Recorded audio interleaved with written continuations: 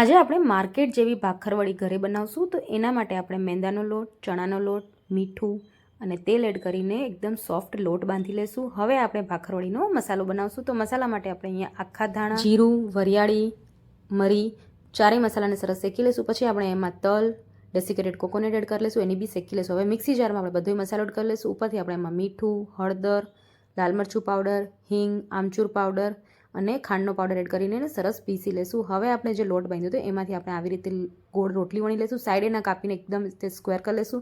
ઉપરથી આપણે આવી રીતે ગોળ આંબલીની ચટણી લગાડશું અને બનાવેલો મસાલો આવી રીતે વ્યવસ્થિત ફેલાવી લેશું. તો તમે વિડીયોમાં જોઈ શકો છો બિલકુલ આવી રીતે. અને પછી આપણે આવી રીતે હળવા હાથે એને રોલ કરી લેશું અને એને કટ કરીને ભાખરવડીનો શેપ આપી દઈશું. હાથથી થોડુંક પ્રેસ કરીને આપણે એને તળી લેશું.